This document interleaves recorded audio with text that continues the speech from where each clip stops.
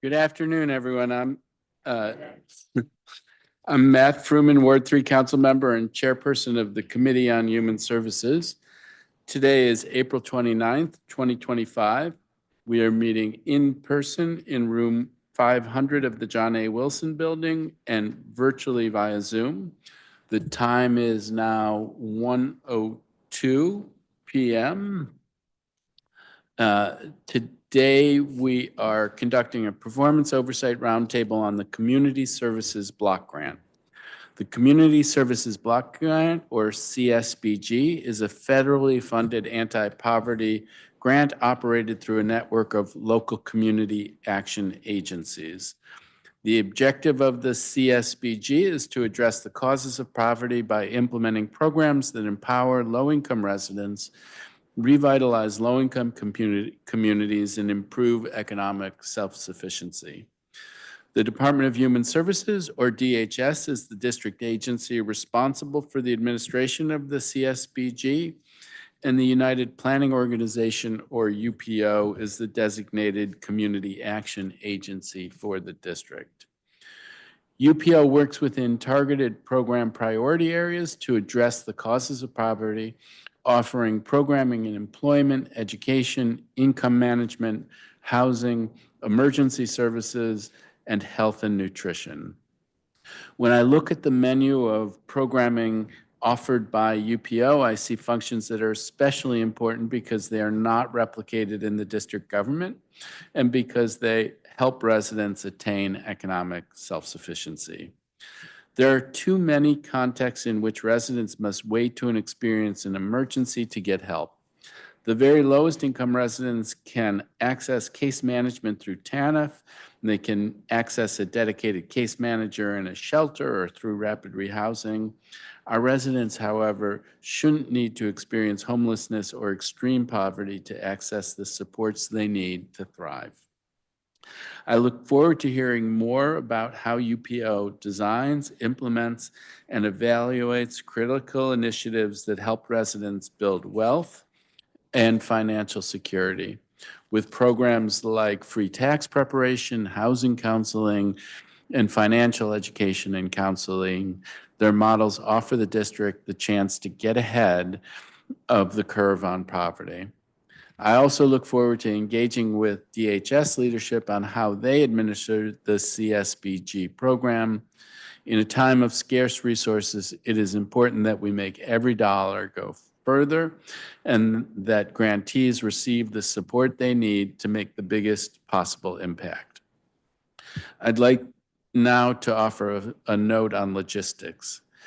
To ensure we hear from all members of the public, that I ask that all witnesses stick to their allotted time. The first witnesses to testify on behalf of the organization will have 5 minutes to provide oral testimony, and all other witnesses will have 3 minutes.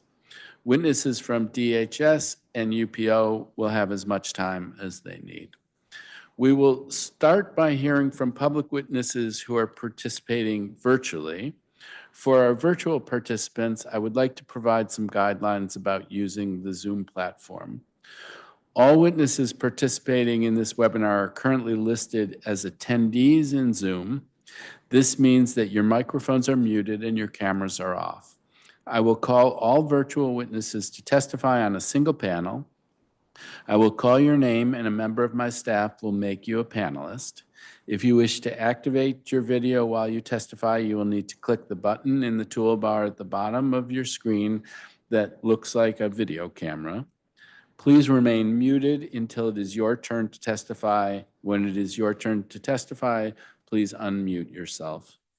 For any technical difficulties, you can send a message to the host, who is labeled as Committee on Human Services, and they will follow up with you. After hearing from our virtual witnesses, we will turn to our in-person witnesses. I will call up the witnesses who are here in person to testify on 2 or 3 panels before I turn to our witnesses from UPO. When your name is called, please take a seat at the table in front of me. Before you speak, make sure you turn on the microphone in front of you. I do not believe I am joined by any of my colleagues. So I think with this, we will turn to our panel of virtual witnesses. And I see as a virtual witness, Andrew Shapiro. And is he here? Good afternoon. Yes, I am here. I will not be able to be on video, but I can conduct my testimony via audio if that's okay. That's great. Please proceed. Okay, well, good afternoon, Committee Chair Fruman, the rest of the Committee on Human Services members. I just wanted to offer a short testimony in support of how I think the community block grant funding is really essential in this current moment, both to small businesses, small business owners, but also community members. So to begin, my name is Andrew Shapiro, and I have 20 plus years in the small business sector, and the last 4 as a small business support and technical assistance specialist, working with hundreds of small business owners across the city, but most importantly, working with hundreds of community members who have benefited greatly from this funding. As we witness the unprecedented assault on programming and support critical for many areas of our lives at the federal level, and as we witness countless grants and support mechanisms frozen, ended, rescinded, I want to speak in strong support of the Community Block Grant Program, the work that it does, and how much it does to promote individual economic development, understanding, sustainability, and the ability to navigate complex systems. The Community Block Grant Program is proven to both uplift and provide a fair shot by way of the knowledge it transfers from proven professionals and people who are experts in their field to everyday citizens by alerting them and making them aware of essential resources, be those through legal, tax, workshops, trainings, one-on-one appointments. I believe the DC Pro Bono Bar Center benefits from this funding, and they provide incredible services across the board to both individuals and small business owners in many different areas of legal work. I do know firsthand business owners on Georgia Avenue Northwest who have benefited from some of this program. It helps them in critical business operations, infrastructure support, license permit and regulatory navigation, promotion and brand building, and physical improvements to their business by way of making them more aware and engaged in opportunities, support services, and other programs offered. I am aware of another business owner who was able to take part in a variety of DC Pro Bono Law Center trainings, of which helped him navigate very difficult tax issues and was able to basically save him 5 digits by understanding the problem he was in and offering him legal resources and assistance to get it. Another business owner I know was able to navigate a very difficult lease situation, meeting with the Pro Bono Law Center by way of understanding how they were able to get out of some tricky and difficult COVID era issues that allowed them to both keep their lease and eventually buy the building from the owner. So as we wade through what are, incredibly difficult challenges with our own budget, with our own fiscal reality, with uncertainty, with what is going to happen to various workforces and grants and support mechanisms across the board. I just wanted to reiterate my support for what the Community Block Grant Program and funding does in both uplifting and empowering people from the bottom up to make them more aware, engaged, functioning community members, representing their community and being able to engage back in their community, transferring this knowledge and support to other community members and business owners, and most importantly, by allowing them to continue to be in the city, be vital producers of needed services and goods, and bringing important community amenities across the District of Columbia. So I want to thank you for letting me testify, and I'm happy to answer any questions that might come up. Thank you very much, Mr. Shapiro. I might have missed it, but you spoke to ways in which various business owners had benefited from these programs. And I think you said you were also a small business owner. Can you tell us what's the nature of your small business and the ways in which your business has directly benefited from these kinds of programs? Well, I am a, small business support specialist, so I work with organizations that provide small business services. Mainly right now, those organizations are Main Streets. And so I have both benefited by having the opportunity to have work, contracts, opportunities, but it has allowed me to both deepen my knowledge of the ecosystem, of the federal programming and support, what areas of the city they apply to, what neighborhoods need those support. And then I, as a small business owner, have taken advantage. The DC Pro Bono Law Center has been very helpful in navigating tricky contract disputes, understanding legal resources, and 3 or 4 other things that have been very helpful just on the personal end of running my business. And so I have benefited very much from that as well. But I think on the larger scale, as I have engaged in this work, I have just seen the sort of comprehensive kind of overall infrastructure support it provides at very bottom level services to community members, that may not have access to those services or aren't aware that they exist. Very helpful. It may be that I misheard or didn't quite get it that you do small business support, and that's why you would be touching all of these small businesses.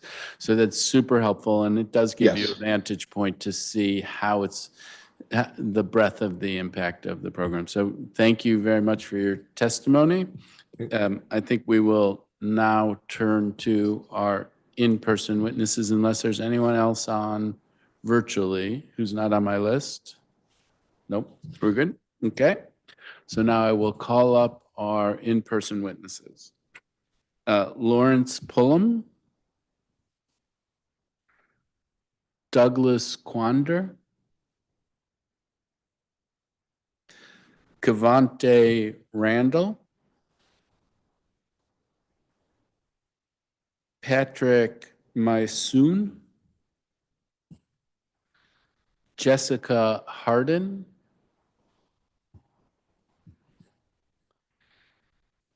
Ryan Musser.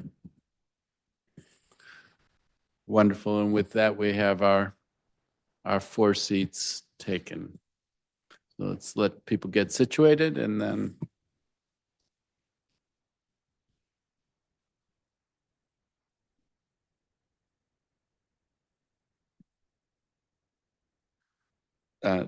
Mr. Pullum? Oh, I'm sorry. Come on.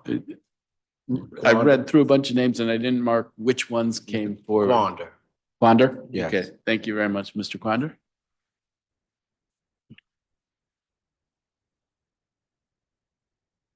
Right. You may proceed. Good afternoon. The certificates that I've acquired from UPO has been a game changer for me. After being incarcerated for 6 years, it helped me to restructure my future. Although I had experience in the field prior to my incarceration, it helped me with training and support, and UPO truly helped me restart my career. In just 12 weeks, I earned 3 industry recognized certifications that opened up doors I never thought was possible.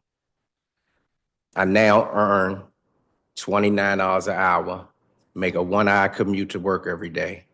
Most importantly, I bring in a check weekly that helps support me and my family. This program didn't just give me the skills, it gave me a second chance. I'm back in the field, and I recently acquired a position awaiting placement as an elevator escalator technician. That opportunity alone could push my earnings potential up to $40 an hour. And it's all because UPO believed in me when I was ready to believe in myself. Today, I'm not just working, I'm contributing. I'm a member of society in a meaningful way. And I'm proud of the man that I become with the support and help of UPO. Thank you Thank very much for your testimony. Mr. Randall, is that right? My son. My son, I'm sorry. I'm sorry, Mr. Mason. You may proceed. Good afternoon. My name is my son Patrick, and I'm a senior at Friendship Collegiate Academy. I'll be graduating in May and attending New U University to pursue a degree in business management. Also, I've been enrolled in UPO Workforce Training Professional Building Maintenance Program, and I'm here today to share how UPO Saturday Exploration Program have prepared me for post-graduation success and give me a head start to achieving my future goals. I began participating in UPO Workforce Training Program 2 years ago through the Office of Youth Program High School Internship Initiative. I have always loved working with my hands, and when I attended the orientation at UPO Buildings Career Academy, I knew it was the right place for me. For the past 2 years, I spent 5 hours every Saturday learning the basics of construction, design, and construction math through hands-on projects with our instructor, Mr. Marcus Bruce. Additionally, UPO recruitment specialist, Mr. Carroll, who oversees Saturday program, advised us on post-graduation opportunities in the construction trades and showed us how to combine trade certifications with college degree pathways. Through the partnership between UPO and Workforce Training Institution and DC Student Construction Trade Foundation, I have gained access to industry experts and career preparation resources. This highlights, one of the highlights that I had achieved was earning my OSHA 10 certifications. Also, I was named Outstanding Youth Participant by the Office of Youth Programs, and I gained access to early enrollment in UPO Professional Building Maintenance Program, where I worked to get multiple certification in electric, plumbing, and drywalling. In addition to the NCCER certifications, I'm also earning college credits through the UPO training program. One of the meaningful highlights and experiences with UPO and DC Student Construction Trade Foundation was my recent trip to Jamaica with Rubik Landscaping, along 2 other students from DC Phelps High School. And I was a part of a team who built a school for disadvantaged students in Kingston, and we learned the skills and from the skills that we had learned from the Saturday Exploration Workshop. I'm grateful for the opportunity UPO Workforce Training and Community Service Block Grant has provided me, not only helping me build my career skills, but also showing me how to give back to the community. I have participated in construction trade recruitment fairs at my high school and helped activities for other UPO students at the Building Careers Academy. With the support of UPO staff, I obtained my passport. I took my first trip, and I also built relationship with adults, youth and adults in Jamaica. Thank you for the opportunity to share how UPO Workforce Training Program has positively impacted me and my younger brother, who's also in the program. And I hope more students take advantage of the opportunity that UPO provides. Thank you very much for your testimony. Jessica Harden? Good afternoon. My name is Jessica Harden. The United Planet Organization has played a vital role in transforming my family's life since our affiliation. My eldest child, which is 10 today, participated in this program, receiving a superior education. As a parent, it has been incredibly fulfilling to have witnessed my child's progress and prosperity. UPO also provides support to parents. I was a participant in their pilot CDA program, which is the Child Development Associates Program, in 2018, and I had the honor to become the first to receive the credential. During my time in the program, I was hired as a CDA intern and later a full-time teacher. While attending the CDA program, I faced a personal tragedy that left my family and me homeless. This position and the support of UPO enabled me and my family with significant milestones, including securing housing and furthering my education via college. Although a substantial amount of time has passed since then, I remain deeply committed to the importance of the Head Start program. Following the birth of my second child, who is currently 1, I also enrolled him into a UPO program. I also aspire to rejoin this program as a teacher to continue to make a positive impact on communities and families. My hope is that the continued funding will ensure the program's support extends to many more families. And as a Ward 8 resident, I urge the council to strengthen these programs at UPO by not cutting funding in the upcoming fiscal year 2026 budget. Thank you, Chairman. Thank you very much for your testimony. Ryan Musser. Good afternoon, Mr. Fruman and members of the Committee on Human Services. My name is Ryan Musser. I'm here to testify about the positive impact that UPO's Early Childhood Center has had on me and my family. I live with my wife and son in Ward 8 between Randall Highlands and Fairlawn neighborhoods. My wife and I have lived in DC for 15 years, and in March 2024, we welcomed our first child, Calvin. Before his birth, we toured many childcare centers. After hearing strong recommendations from neighbors whose children attended UPO Ketchum, we were excited to learn that UPO was opening a new location at Randall Highlands, and we attended the launch event and quickly became our first choice. Both my wife and I work in the nonprofit sector, so high quality, affordable childcare was critical for us. And although our income was too high to qualify for any subsidies, we still found that UPO's private fee was much more affordable than other centers around us. In November, we rolled Calvin at UPO, and it's been an outstanding experience. His teachers are dedicated and have shown him a lot of love and care. The center's within walking distance of our home, and we love having a neighborhood-based option for early childhood education. However, in February, I was furloughed after DOGE restricted funding to my employer. And with our family losing over half of our household income, this put us in a difficult bind. We could no longer afford full tuition, but pulling Calvin out would have meant losing his spot. So trying to search for a job while caring for a 1-year-old full-time is, as I'm sure you all know, nearly impossible. UPO stepped in and worked with us to adjust our tuition based on our new income. And this flexibility has been a huge lifesaver. It made childcare affordable for us, and Calvin has stayed in a nurturing environment with lots of attention, and it's enabled me to focus on finding new employment. We appreciated UPO before, but we're truly grateful for their support during a very difficult time. Thank you for the opportunity to share my experience. Thank you very much.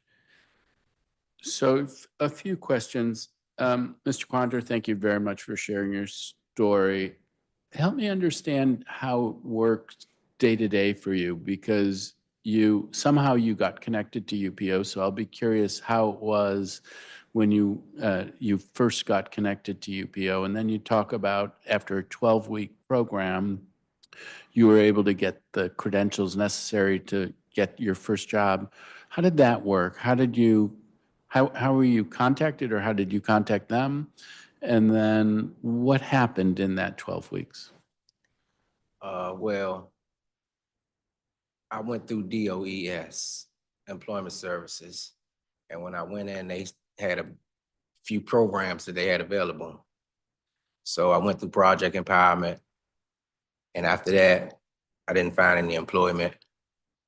They told me about UPO. And when I signed up for UPO, as I stated, I was in telecommunication field for a while before I was incarcerated. So I thought that would be a great fit.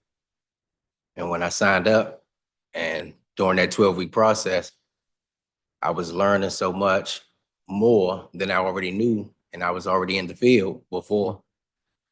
And it was just a great opportunity, and they was helping with the resumes, giving you advice on how to go into the interviews, just giving you a lot of knowledge that you would need trying to obtain a job. And before I even finished the program, I had like 2 job opportunities. So, and I've been working ever since, and it's been a great feeling. I mean, good for you. Congratulations to you. Where did the training happen? What is this the location? Where did the training happen? The training at the career building is on like, what is it, 10th and Gerard, somewhere like that. It's a career building, UPO career building. Uh-huh. And we went every day for 12 weeks from 9 to 3. And did they link you with potential jobs, or you would look for openings and then get support in doing your resume and we preparing had for multiple job fairs. They had people come in to interview us. And I was offered a job while I was in a program, but I had to wait until I finished so I can get my certificates. I wanted my certificates, so I waited until I told the job about it, and they gave me the opportunity to gain my certificates, and I've been working with the company ever since. Well, thank you very much, and good for you, and good luck moving up to elevators and escalators. Can't wait.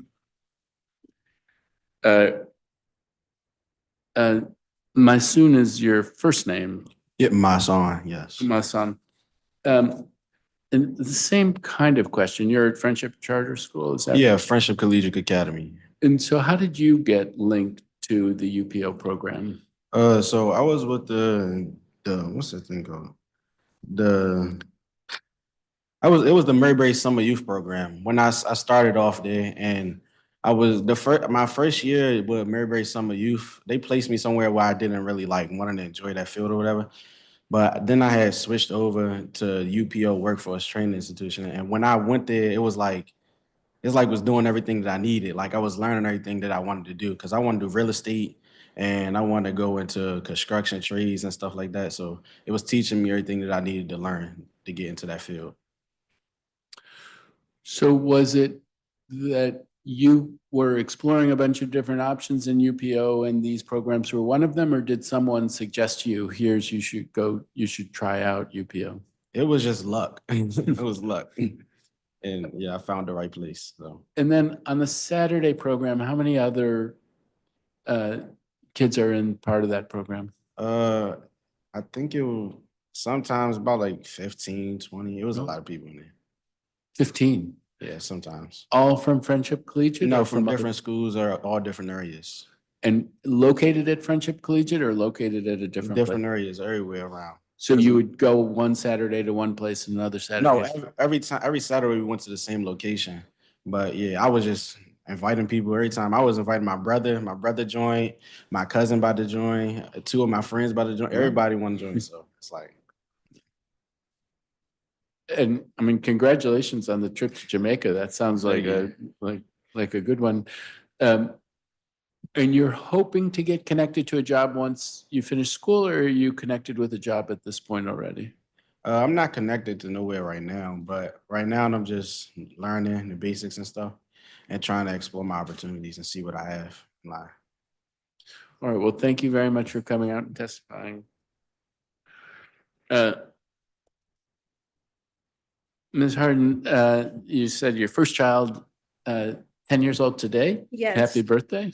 Thank you. And how did you get linked? What was the nature of the program that your boy or girl, I'm sorry? My oldest daughter or my son? Your oldest daughter. So I'm thinking about your daughter right now.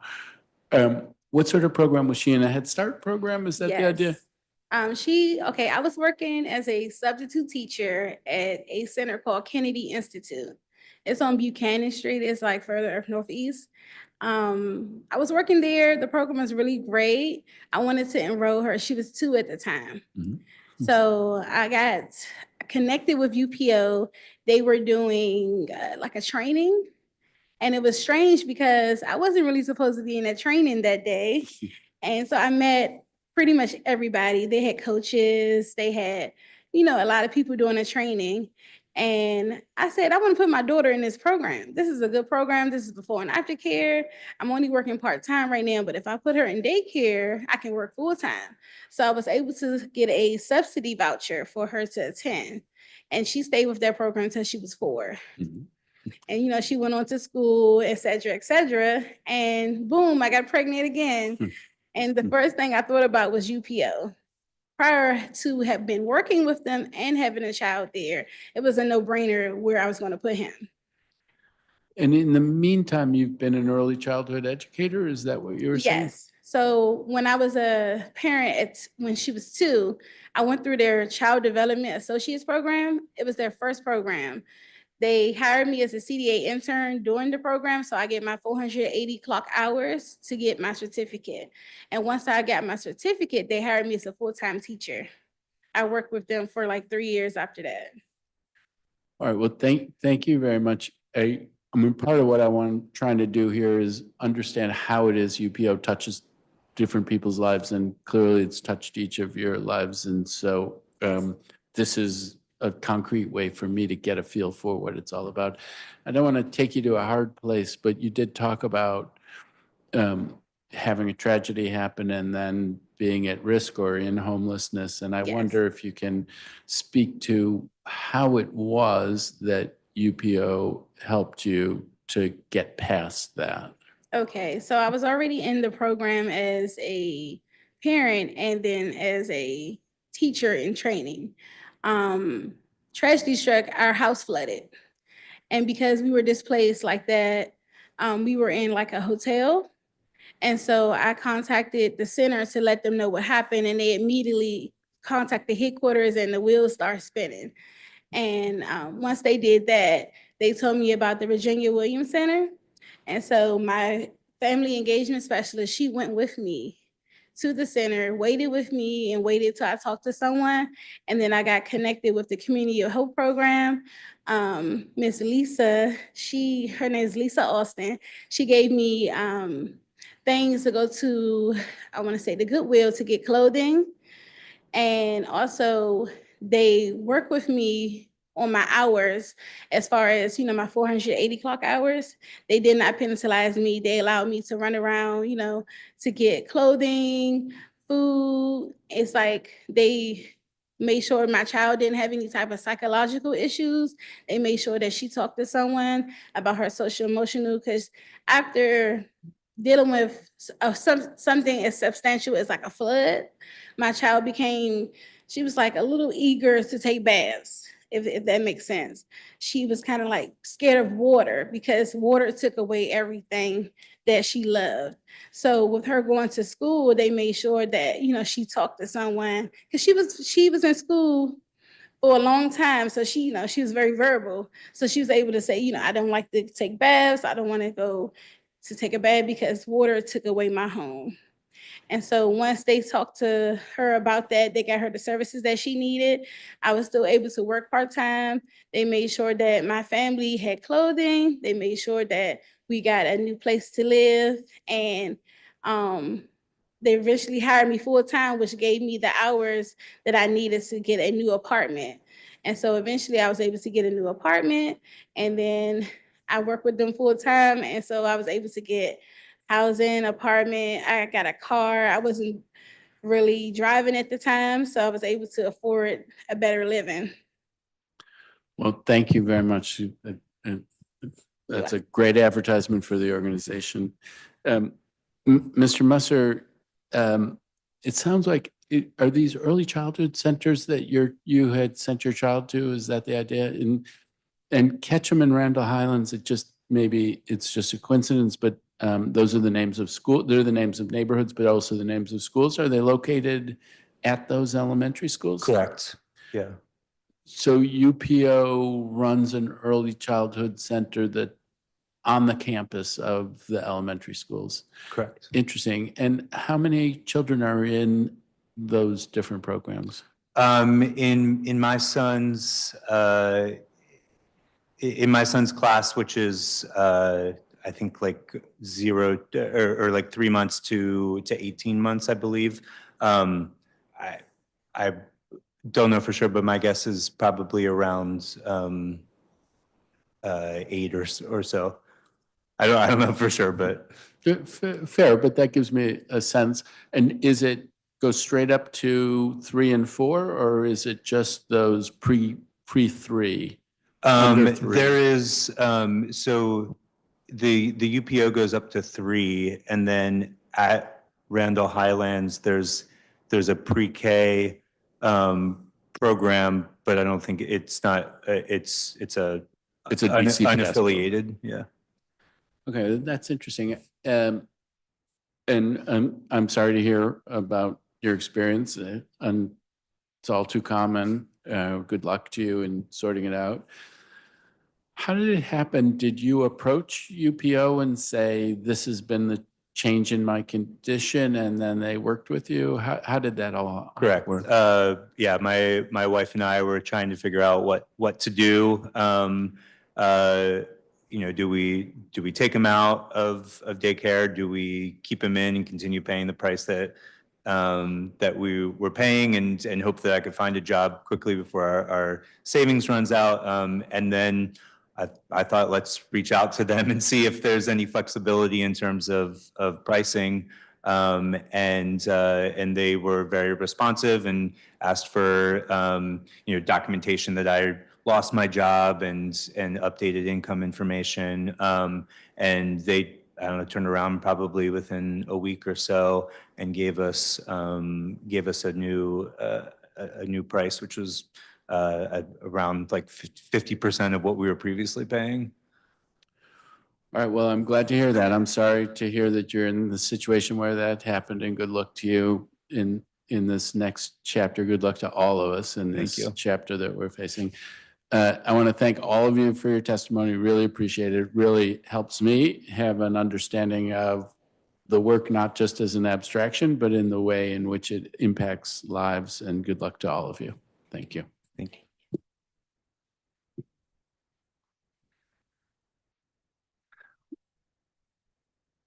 you. Ashley Quevedo and Sandra Morgan.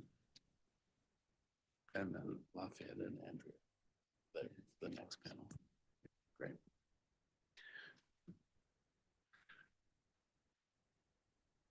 I guess I will add that after this panel, we will turn to our witnesses from UPO, Lafayette Barnes and Andrea Thomas. If there's anyone else here who's come to testify as a public witness who would like to testify, I think now would be the time to come forward. Sure. Anyone else? Okay.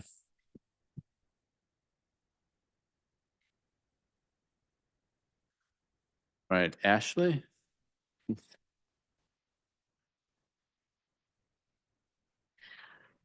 Before I became involved with collaborative solutions for communities, my life was full of uncertainty. I struggled to find stable employment. I lacked confidence in my career path, and managing my finances was overwhelming. I'm a mom of 4, and providing a secure future for my children felt impossible. I needed more than a job. I needed a path forward. I needed a place that could help me rebuild, not just professionally, but personally, and CSC became that place. Since connecting with their team, I have been actively involved in our workforce development program and their supportive services. I work one-on-one with my employment specialist, exploring careers, building my resume, participating in mock interviews, and using CSC's computer lab to apply for jobs. I graduated from their Thinking for Change program in January. It's a program that strengthened my problem-solving skills and helped me to approach challenges with a growth mindset. I'm currently enrolled in their TAMAR trauma recovery program, continuing to work on building a strong foundation for myself and my family. CSC has helped me with more than just employment preparation. They've provided financial literacy workshops that taught me real practical skills like budgeting and managing expenses and creating a financial plan for my goals. They supported me with housing essentials, transportation emergencies, interview clothing, and even welcome my children to their community events, creating a real sense of belonging for all of us. Today, I am here more confident than ever. I'm connecting with employers, securing interviews, and seeing a clearer path towards my career goals. I'm no longer as overwhelmed by my finances. And also, I know how to plan, budget, and to build a future that's stable and sustainable for my children. I'm close to securing employment, very close. And with CSC's continued support, I know that it's only a matter of time. In today's political climate, programs like CSC's workforce development are not just helpful, but they are essential. Every day, families like mine are navigating systems that are more complex and barriers that are higher than ever before. In a time when economic uncertainty, housing insecurity, and community disconnection are growing, we need more support of this type and not less. UPO's investment in collaborative solutions for communities is an investment in resilience, opportunity, and long-term stability for families across Washington, D.C. Without programs like these, many parents would be left behind, caught in cycles of poverty, uncertainty, and isolation. Thanks to CSC and UPO's support with the Community Service Block Grant, I am breaking that cycle and building a better future for myself, my children, and even our community. Lastly, I urge the council to continue supporting UPO and CSBG's funding for CSC's Workforce Development Program. The impact is real, the need is urgent, and with your support, more families will have the opportunity to rise, rebuild, and succeed just like mine. Thank you. Thank you for your testimony. Ms. Morgan? Pardon me. Good afternoon. Okay, this is my testimony. My name is Grandma Sandra L. Morgan. I'm also known as Mama Sandy. I'm not new to this place. I wear many hats, many colors. Chairwoman of media for National Action Network.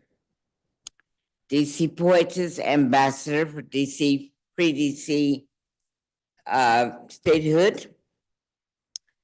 Thanks to some of the panels up there earlier, yes, I got that. And now today I'm wearing my blue hat because I've been a foster grandparent under UPO since 2019, but I've been assisting teachers and students since 2005 after I retired as a paralegal and graduating from Loyola University and a graduate of Johns Hopkins University. I would like to thank and shout out to the UPO Foster Grandparent Program, directors, program coordinators, and the staff who have assisted us over the years. I've so much enjoyed the monthly meetings and speakers providing information that we need about the program. I've assisted Ann Beers Elementary School, Friendship Chamberlain Public Charter School, Roots Public Charter School, including summer schools. I've done that little school, and currently I am at Taylor Minor Elementary School. And I've been there since 2023. Teacher wanted me back, and I may be going back in this year. I am assigned to 7 to 8 third, fifth grade special education students that are diagnosed with autism. All right. So I do tutoring and reading and sight words and writing and math and specials such as art, performing arts, and music. And I do all 3 of those on the side. I'm a musician too. Not only do we do it academics, but we exercise, we play in the class, we see films, we take pictures, and I enjoy dancing and cutting up with my teachers and students. And then we're back to work. To the end, I would like to thank the UPO Foster Grandparent Program for the training, certificates, etc. through the program at school. I love assisting all the children over the years. All we have to do is listen, have time, patience, and heart. It's not about a stipend. It's not about the children. It can be challenging, but it's about the children, but it can be challenging, but they are our future, and share the love to a child. This is making the UPO Foster Grandparents Program a success. I thank you all, and grandparents, we need the children, and the children need us. Well said. Thank you for your testimony. I'm not sure that I got your name, so if you could state your name for the record and then proceed. Good afternoon. Good afternoon. My name is Joan Williams. I've been a volunteer with UPO since before the pandemic, the end of 2018, then followed up through 2019. I have been a volunteer for Miss Regina Murphy. I work under her for the CID program. CBSG is most important to UPO, mainly because we offer a transformation. They offer life, enhancement, encouragement through the behavioral programs that we have for the computer literacy, the financial literacy. We offer leadership programs. The programs that they offer, I have watched the citizens and the participants of Ward 6, especially of Ward 6, that's the ward we work in. I've watched them come from nothing to something. The transformation, again, for most of these folks in their life has been amazing. We have had seniors who, in their 60s, 70s, and 80s, who had no knowledge of reading or writing or any programs that may help them enhance their life skills. UPO has been a wonderment. I have watched so many lives transform from them not even knowing that they had the ability. They had no knowledge of even their own skills until they came to us. Again, UPO is exactly what it is. United Planning Organization, uniting people with life, giving them a better life, a better understanding of what's going on in this world, right now especially.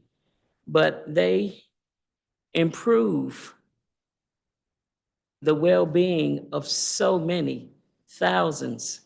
And it's been an honor just being a volunteer to be able to watch. I've been retired for some years, but when I met Miss Regina and I saw the work that she was doing in our community, I said, this is something that I know would enhance my life versus me just sitting around being overtired and living life. I needed something else to help me stay functional.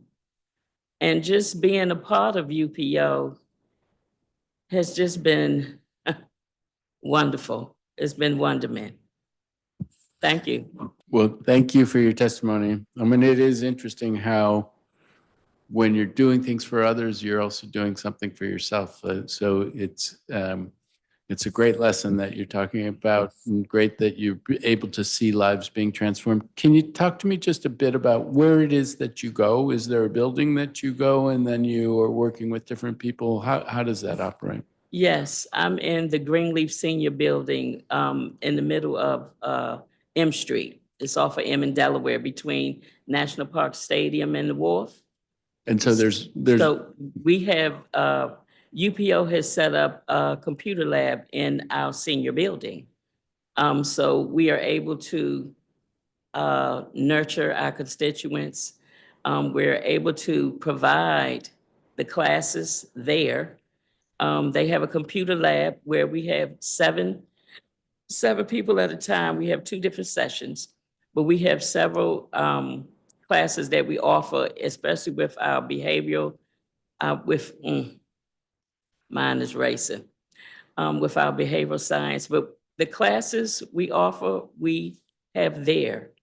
Some, depending on the type of training that they require, are at the other UPO sites. But at 1200 Delaware, we offer the computer literacy, we offer financial literacy, and we offer behavioral health, as well as leadership programs. We also had a couple of people come in to teach our seniors how to read and write. So it's been wonderful. So yeah. So I started by asking where, and my next question was going to be what and how many, but you've answered those questions. So, so thank you very much for that. Ms. Morgan, when you say that you've been a foster grandparent through UPO since, I guess, was it 2019? Tell me what that means, and how did you get connected to UPO to play that sort of a role? Okay. Actually, I've been mentoring, tutoring, assisting for almost 20 years, right? The next thing is how I got connected with UPO. I was a site coordinator, volunteer site coordinator and supervisor for another tutoring, mentoring AARP Experience Corp. It's old saying says, you never know if anybody watching. It's always good to be in your best behavior because you never know who's watching you. I'm at this school, Matilda Minor, where I am now, just walking down the hall, dragging my bag, and the director of the program was now under UPO Foster Grandparent Program. She was visiting. She would see me. And then one day she stopped me and voila. And since I volunteer on my time, I would take some of her information about the program and I would pass it out to people. I am a community activist. I do outreach. I do a lot of things on the side. But that's how I got connected with UPO. So then finally, when after doing 10, 11 years with the other program, I gave her a call. The woman didn't even answer her phone. But that day she answered her phone, I was on the other end, and that's how I got in. And one thing, they do give you training. We get training for 1 week, all foster grandparents. Yes, we do. The other one had 3, but this one is 7, which is good. Each day we do something different. And then we given certificates and we get these wonderful smocks or vests like I'm wearing, and shirts and short and long like I'm wearing. I do. And that's it. And whatever else, they give you little item. We have parties and boat cruise. So it is very, very nice. And then what is it that you do with your foster grandchildren? How often do you how often do you see them? Or, Good question. Yes, sir. Here it come. I was prepared. Okay. There's 200, at least 200 foster grandparents. I am the only foster grandparent that tutors and mentors and assists special education children that has been diagnosed autism. I went from 1 and now I'm working with 3 children diagnosed with autism. Okay. I also qualified to work with children special needs in wheelchairs or walkers. I can do that. They tried me out. I've been evidently doing pretty well, so I'm still there. We have a program for children with challenges. Their challenges are different from children that are considered struggling readers because they get their emotions out, not just verbally. They will act them out physically. So you have to watch yourself. Sometimes everyone hit at you, so I had that problem. And sometimes they may even say some naughty words at you. I haven't had that problem. Evidently, look, Mama Cindy said, well, she got issues, we don't miss her. But anyway, I love, because you have to have the time and you must have the patience, and you really have to have the heart. You need a lot of patience. Because I'm gonna say this, it's not about the stipend. It's about, and the volunteering, because I've worked with and without a stipend. Why? Because it's what I wanted to do. And it was my next calling. And that calling was working with children. They are our future. So let them lead the way. The last thing, the programs are IRL, URL, and which that means we show the the children to work on computers. A lot of kids love computers. Some tell us what to do, but they do computers and they're reading and we're performing arts. So I'm like all over. Well, I mean, thank you so much for what you're doing. It can't be that you do it for the stipend. The work it has to be a kind of work that touches your heart. It does. Special place in heaven for people who give as much of themselves to. Yes. I think you might avoid some of that bad behavior by building grandma into your name. I think that gives you a little. This is it. They can call me Grandma Mama Sandy because my name is Mama Sandy Ya, YAA. Okay. But everybody knows that I'm a grandma. And even though I don't have any grandchildren, I have a grandpuppy. But they know who I am and they love calling me Mama Sandy, and I've had that name quite a few years. Well, thank you for everything that you do. I might have mispronounced your name, but Ashley Quevedo, or did I get it wrong? So you talked about CSC, and I should know, but tell me what that is and where that is and how it was that you got connected to it. So CSC is an organization, it's Collaborative Solutions for Communities. It's an organization on 14th Street Northwest. Uh-huh. And how was it that you first got connected with them? So like Ms. Morgan here, I do agree that the children are our future. I do have children and I encourage them to participate in community sports like basketball and football.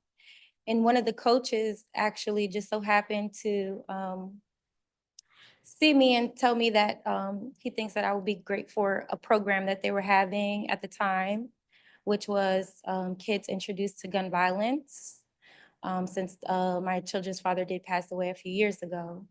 And for me as well, I think it takes a village to raise a child. So just having that, openness with my fellow community members, he thought it was a good idea to come join CSC. And from that program, I transitioned over into the workforce development program, which has been really great.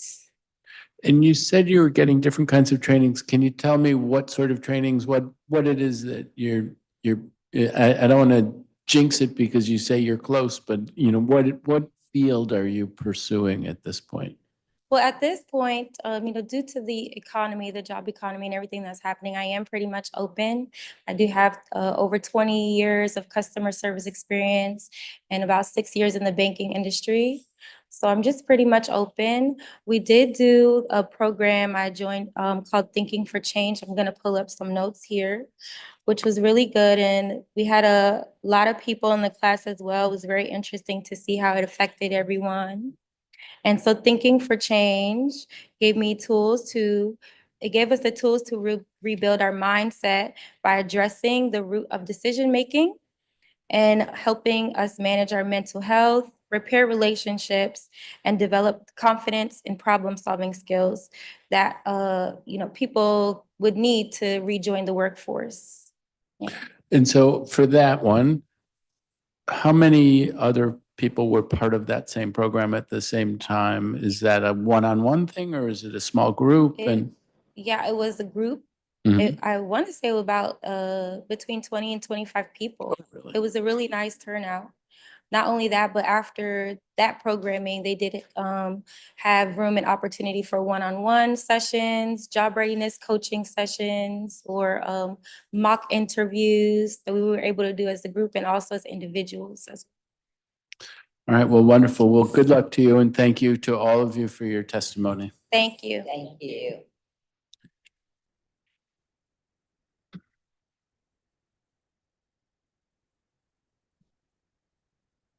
All right, and then next up, Lafayette Barnes, and Andrea Thomas.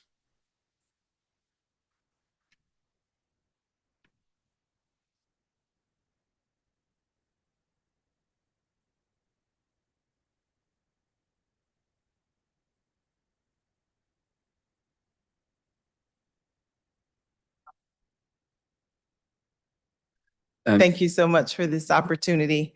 I noted that you said that the organizations have as much time as they like, so be careful what you ask for.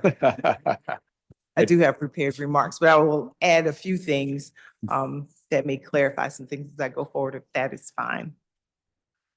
So to my remarks. Chairman Fruman, committee members, officials, and colleagues, I am Andrea Thomas, President and CEO of the United Planning Organization, UPO. And thank you for the opportunity to share how our Board of Directors and staff implement and leverage the Community Services Block Grant funds to meet our vision of Washington being a thriving community of economically secure residents. UPO has proudly served as the community action agency in Washington, D.C. for 62 years. The agency has embraced progressive strategies and linkages to develop innovative, high-quality programs to alleviate poverty and move low-income residents to economic security. To carry out our mission of uniting people with opportunities, UPO employs a holistic, pro-community, pro-education, and pro-work approach to individuals, family, and community transformation.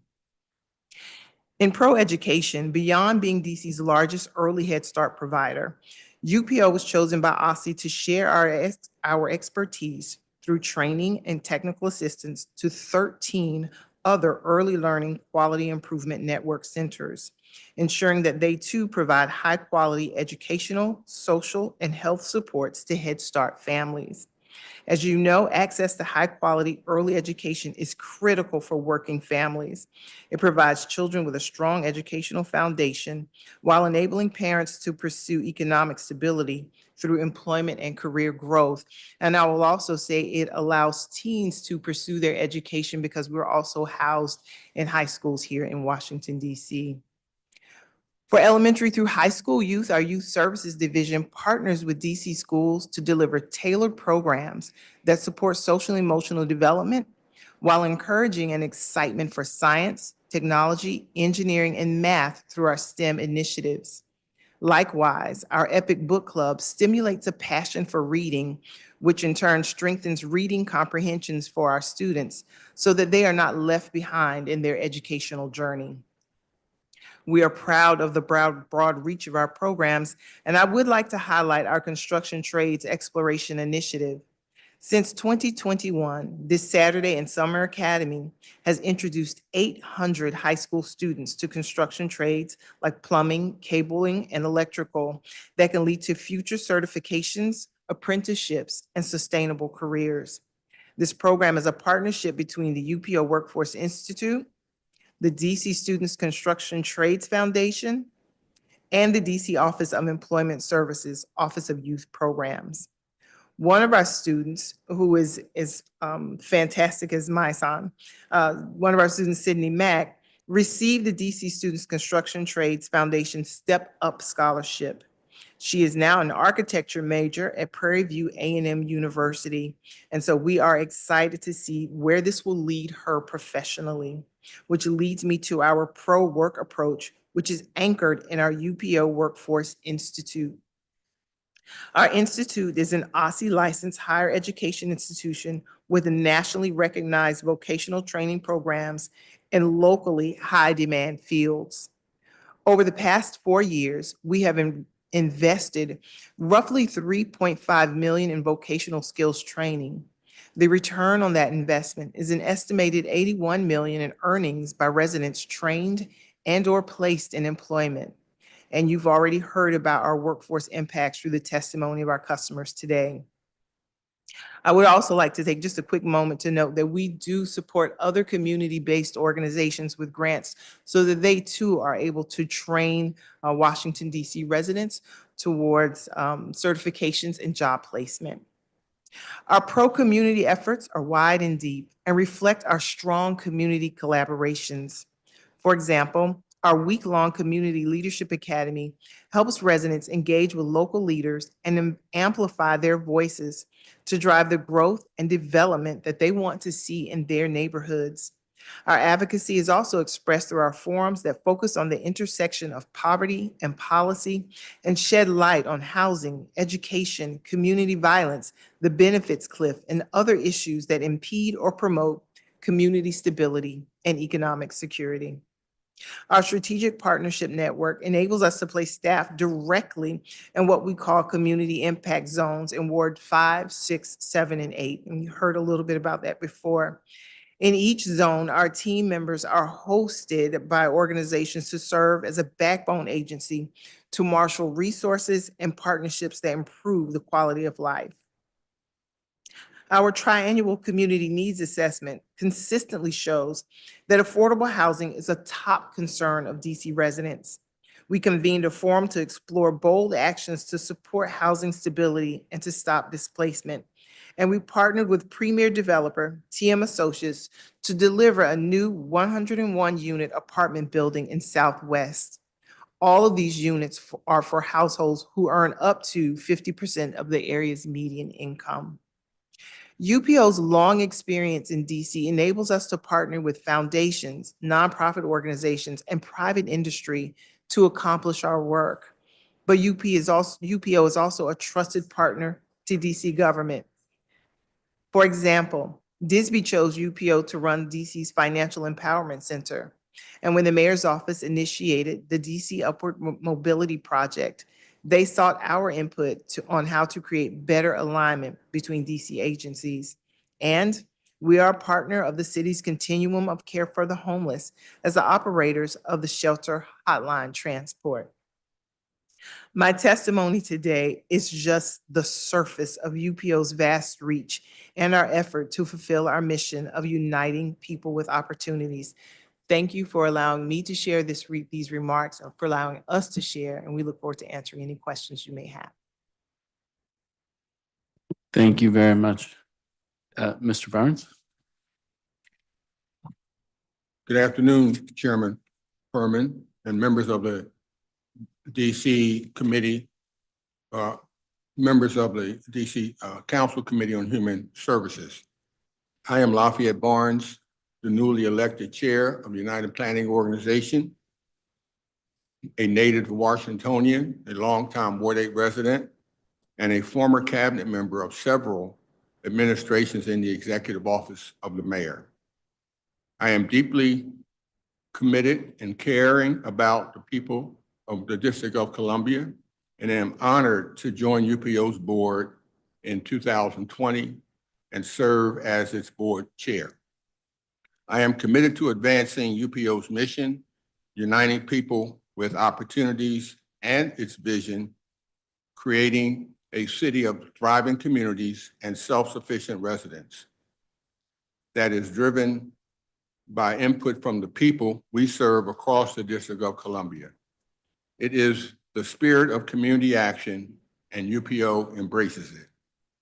UPO, a 60-plus nonprofit, is woven into the fabric of our community and overall generations from early childhood into our seniors' golden years, which I'm starting to approach myself, and across all 8 wards. We offer 3 core program areas to low-income families and residents: early learning, affordable housing, and workforce development. UPO's core programs help district residents meet basic needs such as housing, nutrition, financial literacy, hard skills for living wage, high demand jobs. We also assist district residents cope with the challenges of addiction and support young people to achieve their dreams of college and careers.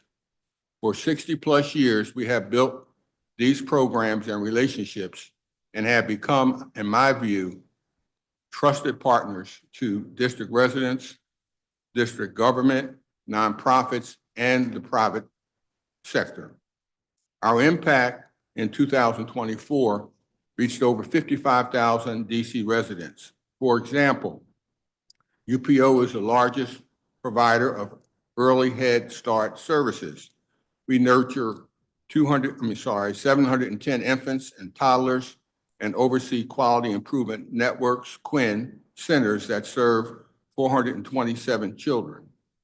Critical to ensure that early education thrives is ensuring that there are early educators. UPO trains residents to earn a Child Development Associate certification to create a critical pipeline of early educators. Thanks to UPO's Workforce Development Institute or Workforce Institute, 543 residents have gained jobs last year. 266 earned national certifications, and over 1,600 people benefited from our range of employment services, including job readiness training. I'm happy to say that UPO is proud to operate an American Job Center in partnership with the District of Columbia's Department of Employment Services. UPO is the district's second largest volunteer income tax assistant, VITA, providing free tax preparations to low-income residents. Last year, we prepared 750 returns, which resulted in approximately 1.4 million in tax refunds to our local economy. UPO's shelter hotline staff responded to 69,000 emergency calls, distributed 187,000 life-sustaining items, and gave 42,000 rides to people experiencing homelessness so that they could connect to healthcare, social services, shelter, and case management. UPO provided 230,000 meals to people throughout the district to stave off hunger. Our 111 foster grandparents, who are senior volunteers, you've heard from one today and others, and I'm sure you will hear in the future. Our foster grandparents volunteered 78,000 hours to mentor over 1,000 children in classrooms across our fine city. Of course, the numbers we share reflect thousands of stories of people whose lives have changed dramatically for the better with UPO's support, and I would like to share just one. Stephanie and Andrew Evans said UPO was an incredible answer to their family's prayers. They sent their oldest son to UPO's Early Childhood Education Center at Ketchum Elementary School. He was so prepared for pre-K, where he excelled, and is consistently asking to visit his old UPO teacher. His parents wrote, now we also send his little brother to UPO at Ketchum, and he too is learning so many skills that we would never have had enough time after work to teach. Through all we do, UPO holds itself accountable. In fact, we set the standard for the National Community Action Partnership, NCAP, which represents our nation's 1,000 community action agencies. UPO has developed the Organizational Performance Scorecard, a comprehensive management tool for NCAP's members that uses an agency-wide approach to measure both quantitative and qualitative outcomes to facilitate their continuous improvement. The performance goal is to ensure that NCAP's agencies meet an 85% benchmark of the total 100% score annually. UPO is proud to note that NCAP's agencies have adopted the scorecard. Chairman Furman, this concludes my written testimony. I am available, along with my colleague, to answer any additional questions that you might have, and other committee members as well. Thank you again for this opportunity. Well, and thank you very much for your testimony. You actually answer a whole bunch of questions that I have about magnitude of the different programs, how many people are served, and obviously very, very impressive, all the different ways in which UPO is touching people at different stages of life, whether it's early childhood. I love the idea of the foster grandparents who are serving kids, but are also in its own way serving seniors and connecting people together.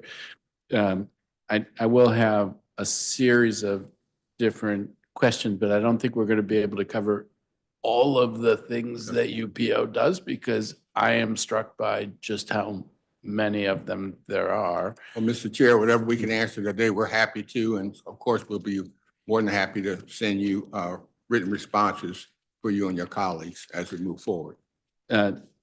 Appreciate that. I was struck by the testimony from folks, and I think you refer to the customers, I think is the way that you refer to the folks who participate in your different programs, who are connected to jobs or in job training programs. So one of those that we heard about was the Building Careers Academy. Yes. And it's, if I understand it correctly, it's like a 16-week program where folks get training in a broad array of different things. Correct. And then, I mean, it doesn't seem like a lot of time for the whole array of different things that they are trained in, but help me understand how Sure. that works and how it gets folks ready. Absolutely. So there are choices there. So at our Building Careers Academy on Girard Street Northeast, there are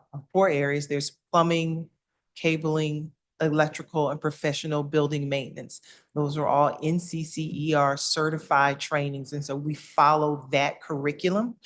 Within those different areas, there are various certifications. So it's stacked certifications, I guess is a way to think about it, that individuals can earn.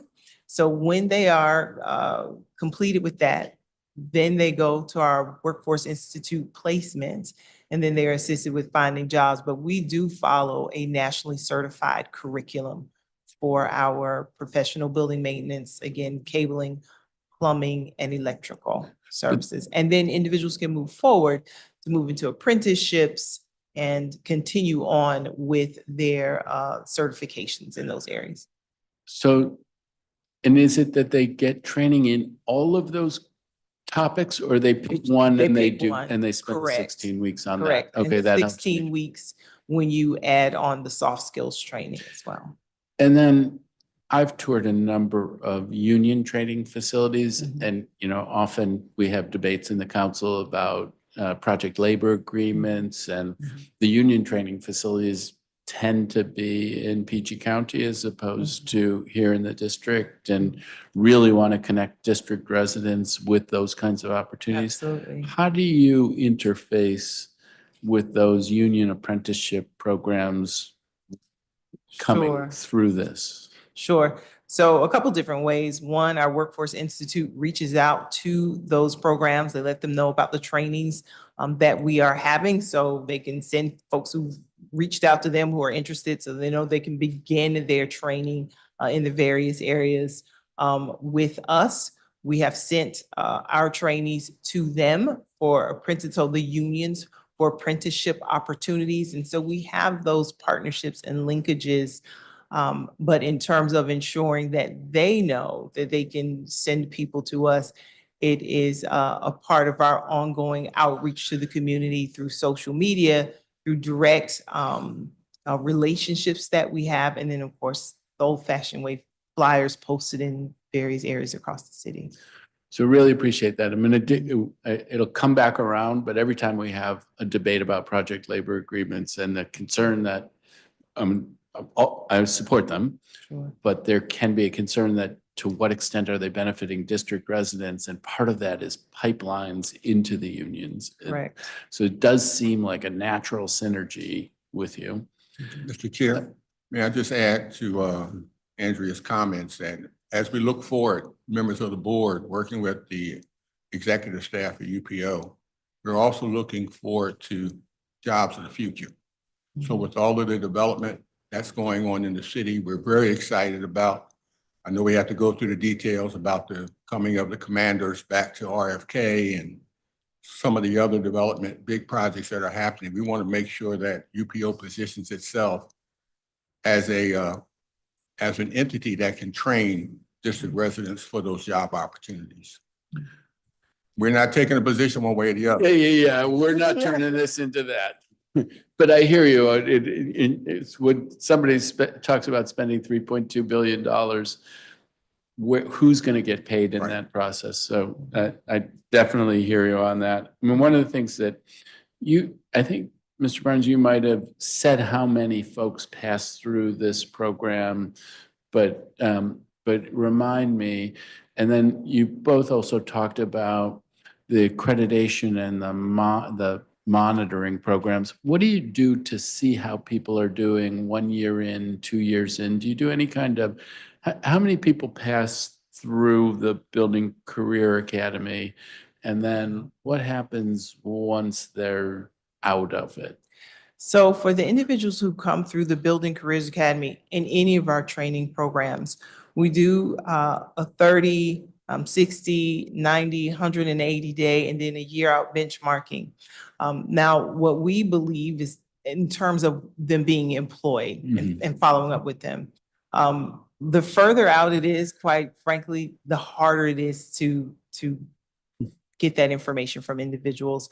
But we do find that our people are staying employed, certainly up into the 180-day mark.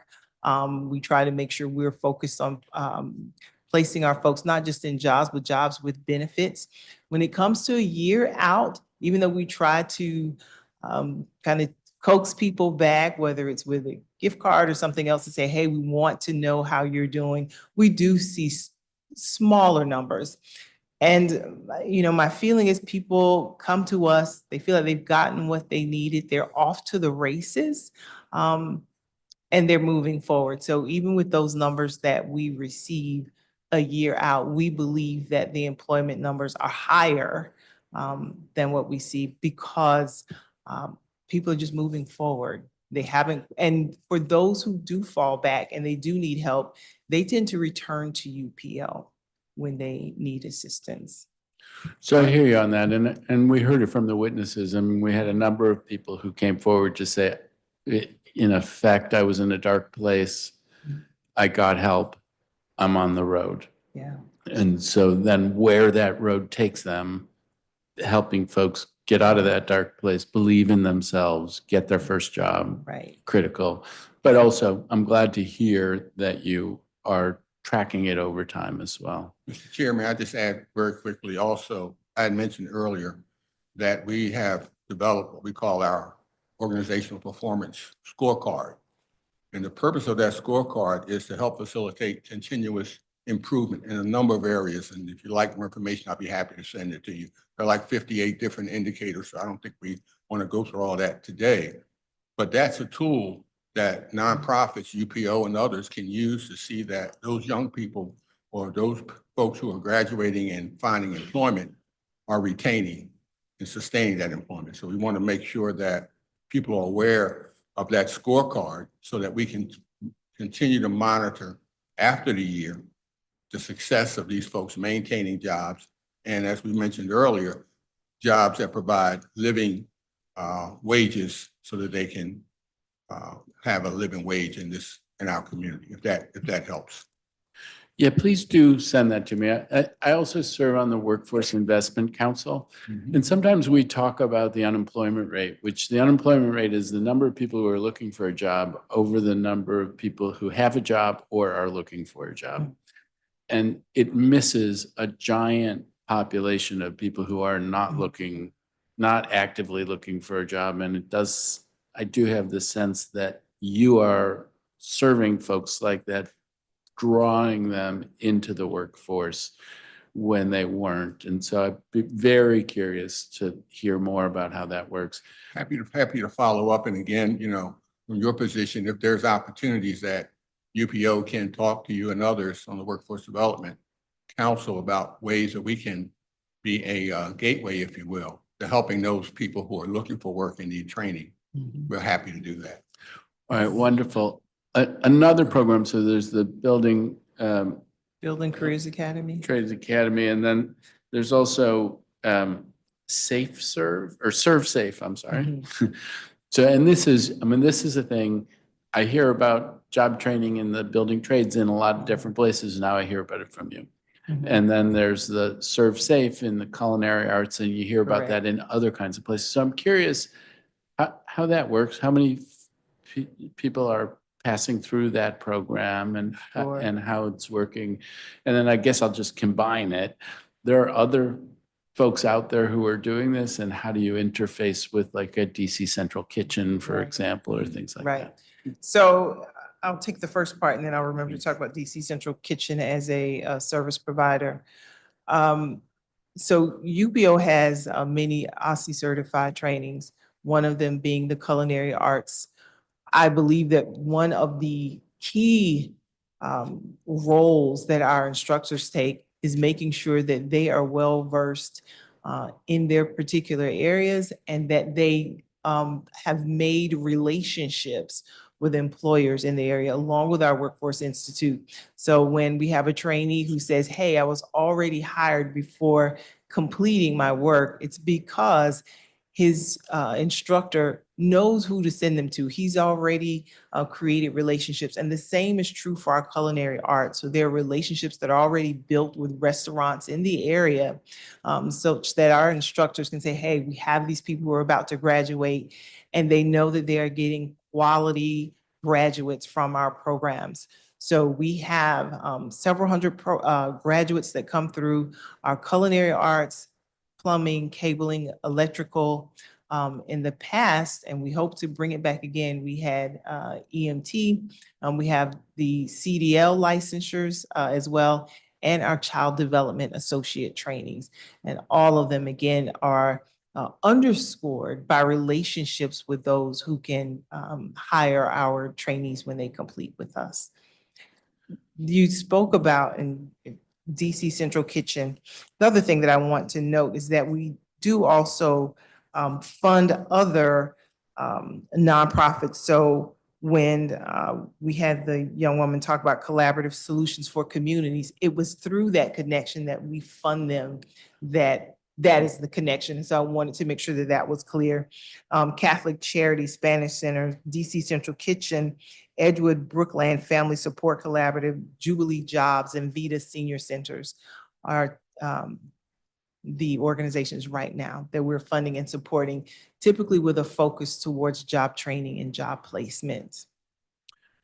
So you don't view DC Central Kitchen as a competitor, you view them as an extension of the work that you're doing and you're supporting Absolutely. that work. Absolutely. And so in the ServSafe, I guess I have an idea. I can picture the trades work. ServSafe, do you have a kitchen that you're what is a day in a life of a Sure. participant? And is that how long is that program? We do. So that program was here with culinary arts when I first arrived at UPO almost 18 years ago. However, at that time, it was really about operating very generally in a kitchen. And what we received from the restaurant community was that we needed to have people who were better trained, if you will. So probably about 15, 14 years ago, we moved from just the ServSafe, just the food handling, if you will, to true culinary arts. Do you know how to properly use a knife? Do you know how to cut vegetables? If you were going to be a sous chef somewhere, the beginning stages of knowing how to do that. So we host this at Frederick Douglass School over off of, thank you, Stanton Road. Thank you. So a day in the life, they come in, they have both their written or the portion of culinary arts that they read. It is very much hands-on, so they go work in the kitchen there. And that too is nationally certified. And so when they are done, they're able to work in any kitchen in the area. But like all of our trainings, it is the beginning stage. We encourage them to continue on their learning path because we recognize that it is the thing that generates them being able to continue on their career path. So, and then I guess same question, I'm going to assume it's going to be the same answer about tracking folks once they complete the program. Is it the same 30, 60, 90, Correct. 180 days? Yes. And then And we'll send you those, we'll send you numbers after this, so you have That- percentages. that's great. I think you mentioned CDL and IT programs also, Correct. and say, give me a brief description of what those look like, where they're located, and how many folks are passing through them, and Sure, sure. So the CDL program that is happening over at our Anacostia site. And obviously it's for people to receive their CDL licensure. We partner with organizations that need those type of drivers or long distance drivers. And so they're able to do that sort of work. Our IT had been put on hold as we're looking for a new instructor for that. But the certification there is the Help Desk A+ certification, so that they would be able to go in entry level and do help desk work in organizations. And we found that when we were doing it to be very successful, not only in placement, but because it was and remains, because it is technology, a fairly high demand field, but also the salaries were really good in that field. yeah, and then there were a couple of programs that you referenced that it sounded like may have existed at one point and are not in place Yeah, now. we The hope to bring our EMT. EMT program back. That's something that we want to see again.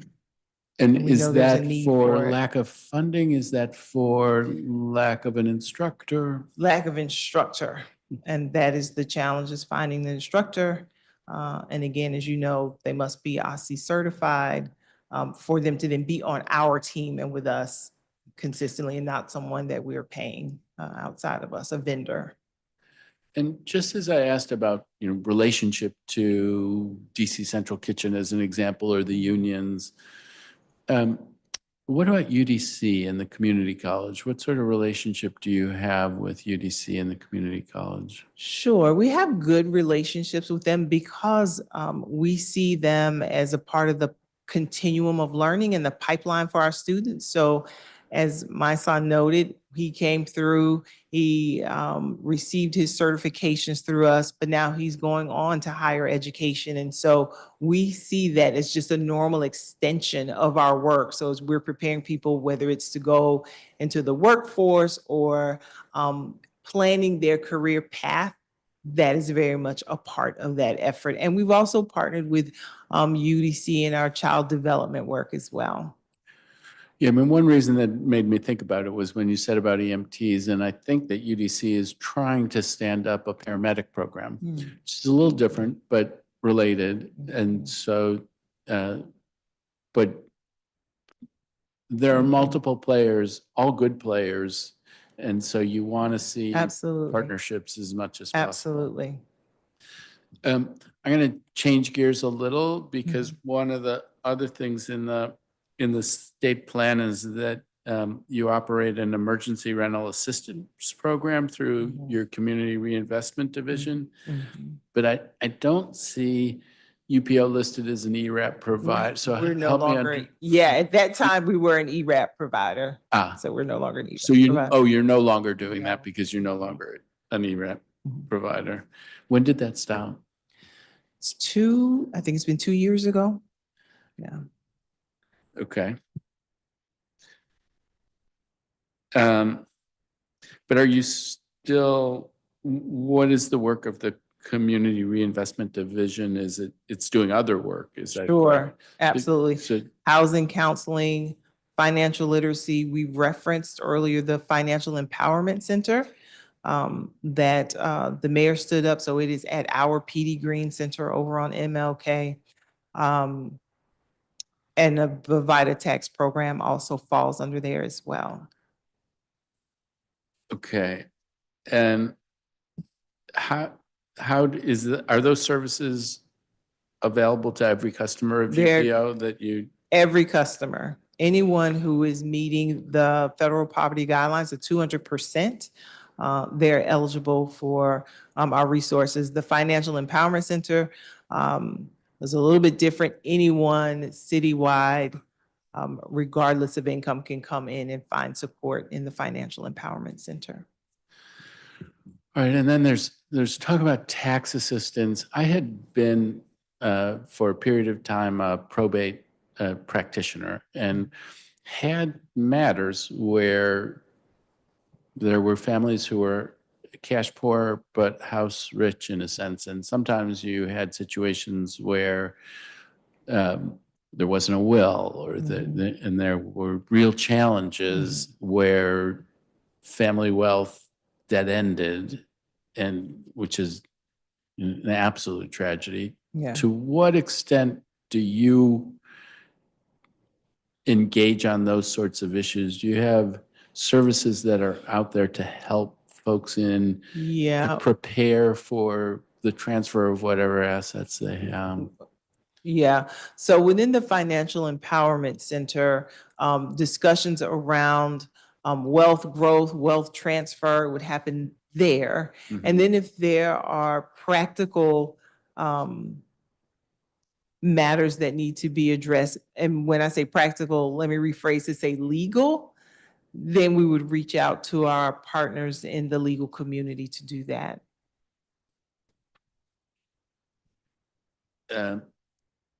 Okay.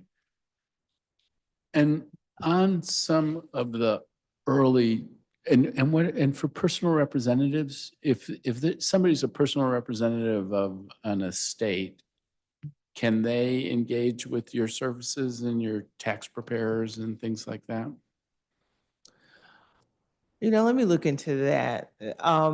So someone who's representing someone else and coming in to have their tax preparation done, is that? Yeah, I mean, What- what I'm getting at is I've had matters where there was a house that was in a family, and then it became complicated about who was going to benefit from the house. And the person who is the point on that is the personal representative of the estate. And it's I got not what you're exactly what you all do, but you're Yeah. trying to support families that are Correct. and you have a focus on connecting people to the workforce and wealth creation. Right. And this is a place where wealth sometimes goes away. Yeah, and that really is where we would rely on partners in the legal community to assist with that. But interestingly, sir, because you bring that up, part of the reason for the creation of the Community Reinvestment Division, when we did so several years ago, was driven by what you're speaking about, which is making sure that wealth would not be lost in a family. Very specifically, wealth in the form of housing, that individuals would be able to keep homes in their families and recognize the value of doing so. And that was part of the precursor for the Community Reinvestment Division actually happening, but for very specific actions around keeping a home in the family, transferring, information or going through probate, we would reach out to a partner for that. That would not be done internally. Okay. And then on the early childhood and the Head Start stuff, as it happened, the two places where it came up, both were located at a DCPS elementary school. But how many locations do you have? How common is it that they would be co-located with either a DCPS or a charter school? So if you don't mind, so I will quickly tell you where we have the co-locations. Anacostia, Ballou, Coolidge, C.W. Harris, Davis, Dunbar, H.D. Woodson, Ketchum, Luke Seymour, Marie Reed, Randall Highlands, and Roosevelt. And then again, we have the UDC CDA partnerships. So that's where our locations are. And this is separate and apart from the Quinn Hub locations. All right. I mean, very interesting that it's a mix of elementary schools and high schools. Correct. And so when it's at a high school, is it often children of the students? Correct. Yes. All right. Well, again, very important work. And it's interesting, BRIA, Public Charter School, is sort of self-consciously has programs for the kids and also for the adults. And so it's similar. It's not the same, but it's similar. All right. Well, I think that covers the questions. I think we have one more witness and we'll move to that. But thank you very much. I will look forward to the follow-up. Thank you for all of the work that you're doing. Thank you so much. I have not come out and should You have an So, open invitation. We would love to host you at our sites. And I would say we do have our site on Martin Luther King, our headquarters on Rhode Island Avenue, our Anacostia site on Good Hope Road, which is down Marionberry Way, our Building Careers Academy on Girard Street, and then, of course, our centers that I just described to you, so. yeah, probably can't do all of them, but I should What? come and. No. I guess I feel like, We'll put together a nice tour for you. We'll do that, send it to you. maybe we'll do it in the summer Sounds good. because I think we're all in a barrel that's about to go over the waterfall with this budget. Yeah. And so, but Absolutely. again, thank you very much for Thank your you for testimony. your time. Thank you. Look forward to working with you. I think that our next and last witness is Tunde Boda, the state CSBG administrator from the Department of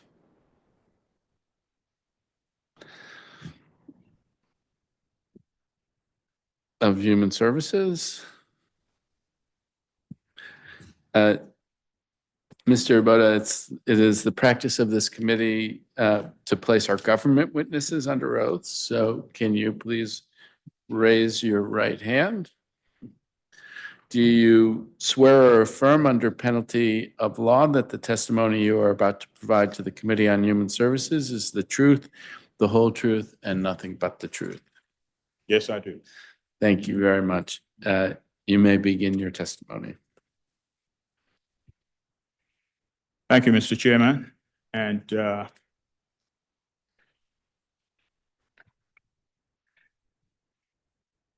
afternoon.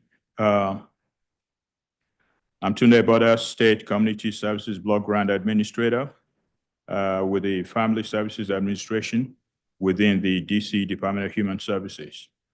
Thanks for this opportunity. I'm happy to be here, provide testimony on the district's Community Services Block Grant.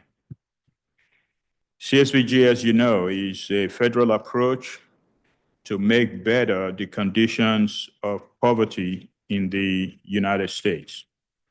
It supports the operations of locally led networks of community and faith-based organizations who design and provide programs and services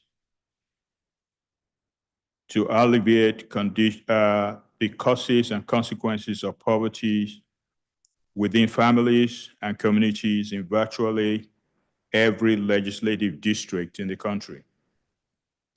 These organizations are collectively referred to as community action agencies. There are over 1,000 community action agencies around the country. DHS is the district agency responsible for the management, administration, and oversight of CSBG in the district. The United Planning Organization, UPO, is the designated community action agency for the district. UPO is a major CSBG partner operating a citywide service and program network that serves the purposes of the CSBG in both coverage and access. In fiscal year 2024, the UPO network provided services to over 55,000 residents. As of the end of the second quarter of 2025, the network is on track to meet or exceed that number. CSBG operates under a performance outcome system referred to as the results-oriented management and accountability rules. This is a framework that incorporates governance and management functions from planning to implementation with a focus on accountability through measurable outcomes. The state CSBG office monitors for compliance in this regard and is happy to know that UPO management and board of directors have fully embraced and practiced this outcome-based system. Roma as a continuous process of results orientation, and formulates its economic stability initiatives with due consideration. Implementation of successful initiatives using this method, where we can measure the impact that our programs and services are having in the lives of low-income people, also helps to support the mayor's efforts to create pathways to the middle class for all residents. Funding. The DC government is the recipient of CSBG funds through the congressional appropriation process. The federal agency that oversees CSBG is the U.S. Department of Health and Human Services, Administration for Children and Families, Office of Community Services. There's a statutory 90% minimum CSBG pass-through to Community Action Agency, in this case, UPO, as well as a maximum 5% administrative cap. The 5% balance of the grants is used to support activities consistent with the statutory purposes of CSBG. Examples include providing training and technical assistance to UPO in support of the initial 90% commitment, conducting community needs assessment, supporting innovative programs and activities conducted by the United Planet Organization and other community-based organizations to eliminate poverty, support self-sufficiency goals of low-income residents, and promote community engagement and revitalization. In fiscal year 2025, the CSBG allotment to the district was $12,675,977, of which $11,408,380, or 90%, represent the mandated pass-through amounts to UPO. The 5% administrative cap, the 5% administrative portion is capped at $633,798. State oversight. Two prominent hallmarks of the administration of CSBG are governance and provision of state oversight. UPO is required to have a tripartite board as a member of the Community Action Agency, comprised of 1/3 elected officials or their representatives. No fewer than 1/3 of the members are democratically elected representatives of low-income individuals and families in the communities being served. And the remainder of the members are officials of business community, professional organizations, industry, and the community being served. As a pass-through block grant, the state is the grantee with responsibility for state oversight. The district is required to hold at least one legislative hearing every 3 years to be eligible to receive the CSBG. Part of the purpose of this hearing is to provide the public with an opportunity to comment on the use and distribution of CSBG funds in DC. Furthermore, the district is required to conduct a comprehensive on-site monitoring review of the CAA, of the Community Action Agency, in this case UPO, at least once every 3 years. Most current comprehensive monitoring was in 2023. In addition to these minimum requirements, DHS performs monthly desk reviews of programmatic and financial reports of the United Planet Organization in order to ensure the practice of proper standards and controls.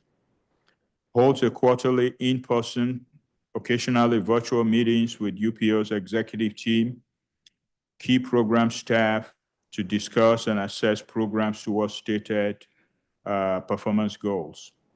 Identify opportunities for training and technical assistance to the same effect. If technical assistance or training needs exceed the capacity of the state CSBG office, we have the option to apply for training and technical assistance support from the Federal Oversight Office. And in the past, we've taken advantage of that. Annual audits are conducted at DHS by independently selected professionals under the supervision of the Office of the Chief Financial Officer. External audits are also conducted annually by the United Planning Organization. The reports of audits are reviewed promptly by the state office and referred to appropriate entities within the government with both expertise and authority for action should the need arise. Service delivery. In the context of measuring the impact of programs and delivered services on the lives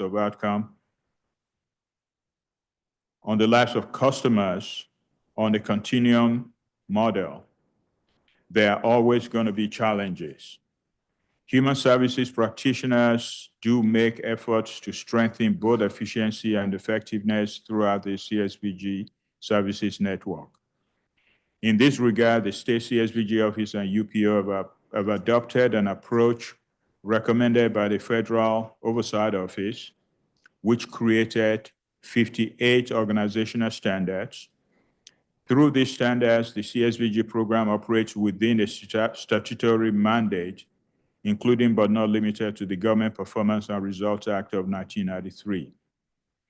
Other federal regulations, as well as building accountability into our performance measurement process. As an outcome-based program, these standards also increase the ability to build continuous improvement modalities into the design of programs that improve the lives of low-income individuals, families, and communities. This data-driven process allows the Community Action Agency in DC to confirm which strategies are working in reducing poverty and increasing self-sufficiency. The Community Action Agency in DC is also able to objectively evaluate strategies that need improvement. The organizational standards are divided into 3 categories: maximum feasible participation, vision and direction, operations and accountability. Review and comments on the CSBG state plan. The state plan can be a 1-year plan or a 2-year plan. The current plan that we have in effect is a 2-year plan, fiscal year 2025 and 2026 state plan. The state plan was made available for public inspection and comment from June 3rd, 2024 through July 15, 2024. Hard copies of the state plan were made available for public inspection and comment at several locations, including at the headquarters of the Department of Human Services, at the public library, Martin Luther King Jr. Library, and at UPO's headquarters. Electronic copies were also made available through the DHS and UPO's websites. The Community Services Block Grant Office is located at the 64 New York Avenue Northeast. United Planning Organization headquarters is located at 300 Rhode Island Avenue Northwest. Martin Luther King Jr. Memorial Library is located at 901 G Street Northwest. The state plan was submitted successfully to the Federal Oversight Office for funding on August 28, 2024. The funding for CSBG for fiscal year 2025 was given to us through continuing resolutions for about 2 or 3 times, but we're funded now through the balance of fiscal year 2025. The plan is a living document that can be revised within the 2-year life of the state plan if updated information calls for such revisions. Closing remarks. In closing, CSBG delivers measurable results and aligns with its core purposes as intended by Congress. These include promote economic independence, ensure local control and solutions specific to a particular region or situation, support entrepreneurship and workforce development, ensure fiscal responsibility and accountability. DHS and CSBG State Office will continue to meet these goals to the maximum extent possible to benefit low-income population in the district. The relationship with UPO will continue to be professional and respectful of the intentions and purposes of CSBG relating to local control of innovative approaches that address poverty exigencies while also upholding the government's oversight responsibilities. The essential programs and services provided by UPO and their citywide partners are comprehensive in nature and scope, provide opportunities for low-income individuals, families, and communities to meet their needs. Thank you for the opportunity to be here today to offer testimony on behalf of the Community Services Block Grant. The team and I are happy to answer any questions you may have. Thank you very much for your testimony. I think that you, in the process, answered a number of the questions that I have here, but let me work through the questions that I had prepared. One of the things that you referred to was the full on-site review, and I guess the last one was in 2023. Correct. If it's every 3 years, the next one's going to be in 2026. What does it entail? What? Comprehensive monitoring will take a look at the entire organization. We go from the board and the role that the board plays in the life of the organization. We go to the executive management. So, and then do you interview the board? Do you interview the executive management? Board members. We inform them ahead of time to be available. This is an exercise that take mostly a week on the ground. We have a team of accountants. We have on the team also organizational specialists. On the team are also grants management specialists. On the team are also program staff. And then do you visit all of the sites that UPO Well, we operates? select the sites that we need to visit. If we're doing this once every 3 years, we will, unless there are reasons to do so, if there are recommendations from prior site visits, we'll visit the same sites more than once. If there are no recommendations from prior visits, we will tend to stagger coverage so that we're seeing multiple organizations every 3 years. Okay. And then, you know, part of the testimony from the UPO representatives is that there's an enormous amount that they're doing and in all wards of the city. Mm-hmm. What kind of role do you play in trying to encourage coordination of programming if UPO is operating in one place, but DHS is aware that somebody else is doing something similar? What sort of a role does the agency play in terms of encouraging collaboration? Well, the coverage that UPO has in the city is fairly comprehensive. Now, if our talking to my counterparts in other states, there are more than one UPO, in which case there might be a geographical a boundary that is set for service delivery. In the case of UPO, there's no geographical boundary. So they exist in all 4 quadrants of the city, and their presence is determined by the type of demand that customers express. So there isn't a role for us to direct UPO to any parts of the district because they already exist in all the 4 quadrants of the city. Okay. All right, and then I was going to ask about some of the the reported dollars, but I think you walked me through that. I think it was like 12.6 is the overall grant. Correct, correct, 11.4 or something correct. like It's that a is pass-through amount. passed through, and then Right. 600 is 600. for the administration, and 600 is for the other kinds of The support balance, things. correct. Yeah. Okay. And so, I mean, it can't be more than 5%. It could be more than 90% that went to UPO. Correct. But you passed through 90%. Correct. Okay. And then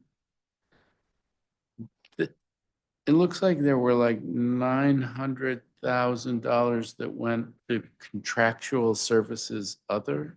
Mhm. Do you know what that was about? Where that money went? Well, for purposes of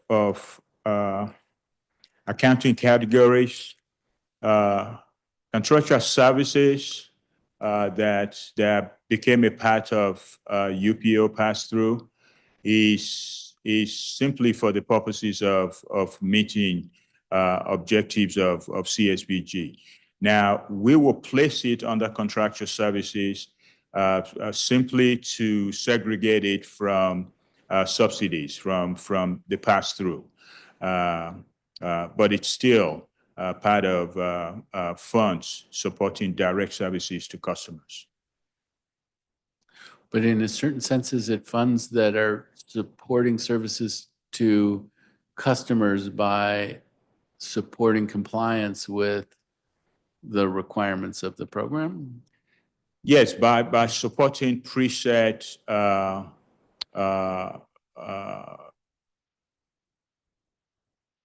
agreements, preset plans in the agreement with UPO. So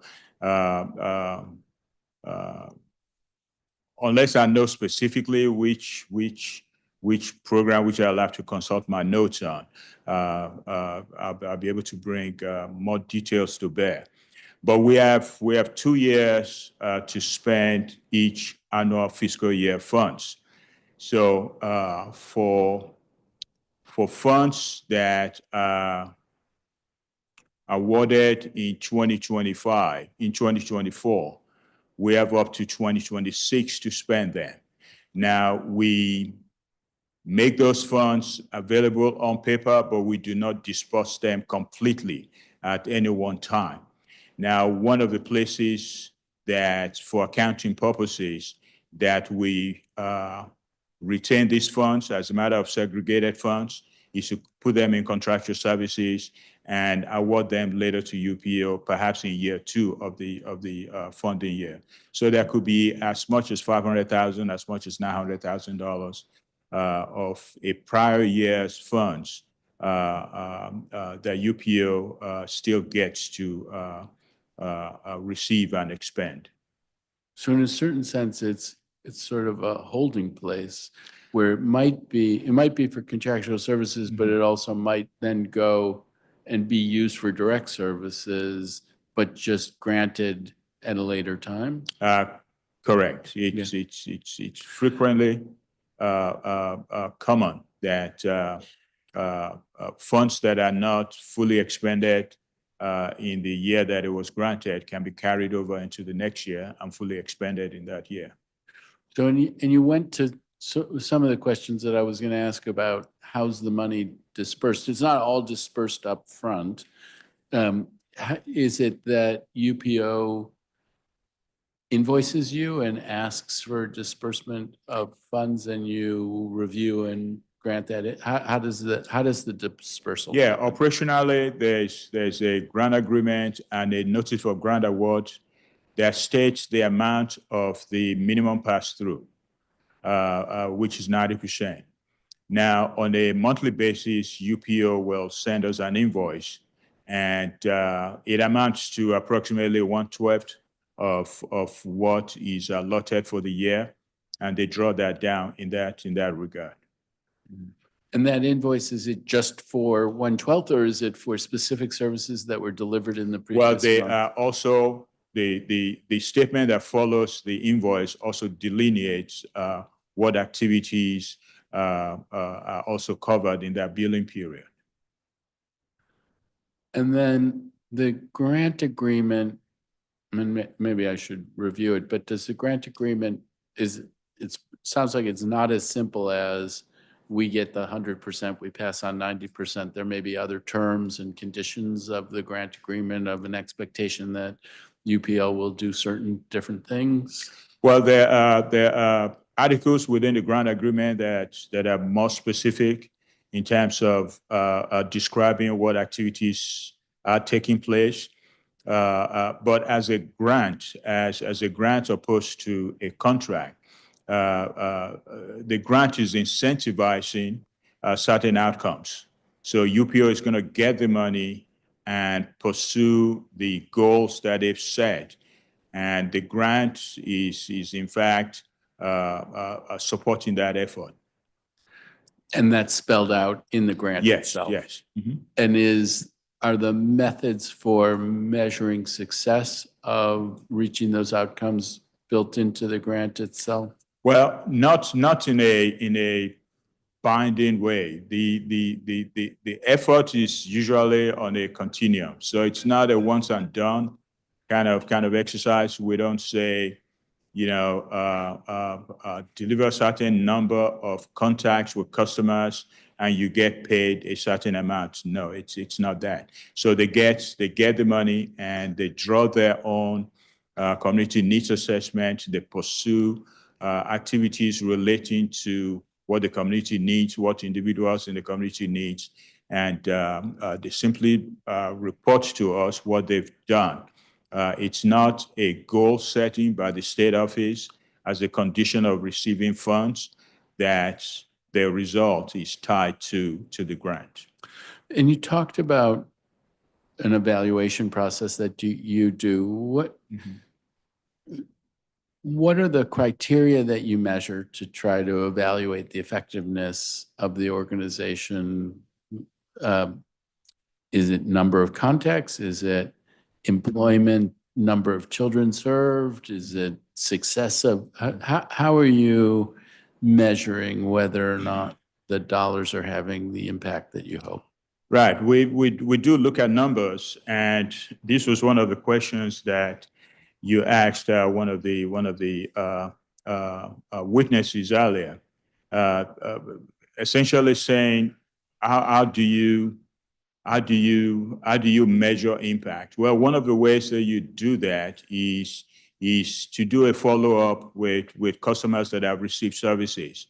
Now, this is not an output kind of program where we're just counting numbers of people that got in line and got served. It's an outcome program where we are following up with customers 30 days, 90 days, 120 days after service has been delivered. And one of the challenges is people are highly mobile. So they might receive service 6 months ago, and then we'll lose touch with them. Well, we try to account for that. We ask customers to give us 2 or 3, perhaps family members, perhaps close friends, that we might be able to reach in case their numbers change, their phone numbers change, their contact address changes. And some of them do provide grandparents' numbers, friends' numbers, and we make the effort to follow up with them to see how they're doing after they've received services from us. Beyond even a year. Now it starts to get a little thin after a year, but they do make the UPO does make the effort to reach customers that they've served. So when program monitors go out, one of the things that we do look at is what records exist for your follow-up. It's not enough to deliver services and say you're done, but have you dedicated time and effort to follow up with people to see how they're doing, and not wait until they get back in line again because they've fallen on hard times to receive services again. So following up allows us to identify ahead of time, what challenges they might be having. If it's transportation to get to work, well, maybe we can do something about that. If it's childcare, maybe we can do something about that proactively rather than they lose a job that will help them get because they couldn't afford childcare for their children, and then they're back in line again looking for employment. So it's very hard. We had witnesses who came forward and told anecdotal stories of how they were lifted out of poverty by these programs, and that's what it's for. But it's hard to measure. But do you come up with an estimate of this program had the effect of lifting some number of people out of poverty, or? Well, qualitatively, the stories are powerful. And yes, it helps to tell your stories with numbers. And where we have the numbers, we provide those numbers. But the experience of social work and human services practitioners is that the effect of these programs can be felt when you engage with participants and people that have participated and benefited from these programs. Okay. In the Schedule A you shared with us in preparation for the performance oversight this year, I saw you had a management and performance analyst position that's vacant within the CSBG team. Have you been able to fill that vacancy yet? We have currently a hold on hiring, so that's one factor, and we have been active in the past to fill the position, the right candidate. It's not just a matter of qualification; it's a matter of balancing who's coming in with the talents that we already have on staff. So. If people are coming in with similar skills that we know we already have, we tend to hold off and wait to see if we might be able to provide a balance to the team. But in the meantime, we have staff that are cross-trained and can provide can serve functions that serve the purposes of the office. And for how long has that position been vacant? It's been over a year. I also see that you have a program support assistant, program analyst, and grants management specialist on the team. Correct. Can you talk to me about what roles they play? What are their core functions? Well, a grants management specialist on the operational side of things, if we were, for instance, pursuing requests for proposals, those are very specific functions that a grants management specialist will work on. There are activities that go from posting availability of funds in the DC register to holding workshops for prospective applicants, setting up a panel for evaluating proposals, and making recommendations to the director on what grants are successful, what applicants are successful to receive grants. Those will be the process and the operational side of grants making that the grants management specialist will be responsible for. But those are not the grants that UPO gives. Is this the grants covering the other 600,000 that's not the administrative? So there's a 11.4 that goes to UPO, and then there's this 600,000 you use to administer, and then there's 600 that. So the balance of the grant will be one of those pots of money that we will use for issuing requests for proposals. And parallel grants. Yes. Yeah. Okay. And so that's these two positions. Right. are dealing with that. Yes, the grants manager specialist is dealing with that. The program analyst would be the key person reviewing reports on a weekly and monthly basis coming from the Community Action Agency. We have a fiscal program. We have a programs analyst focusing on fiscal reports and fiscal matters. We have a program analyst on program reports. So they work together, especially when they go out in the field on a site visit. Somebody is focusing on the fiscal side of the enterprise. Somebody is focusing on the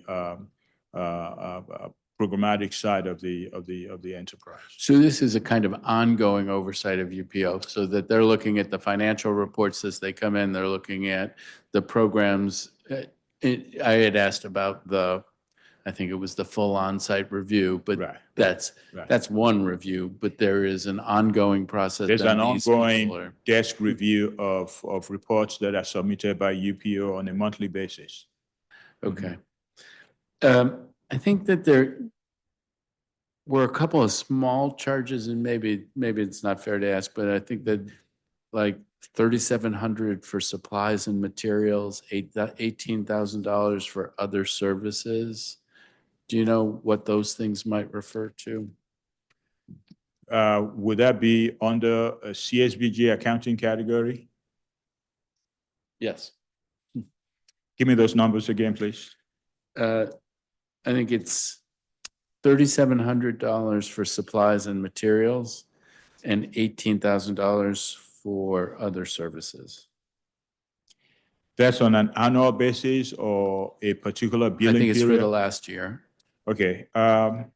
Yes, we do have a purchase card limit of $5,000. So that's where the $73,700 will fit into. Office materials will include copying papers,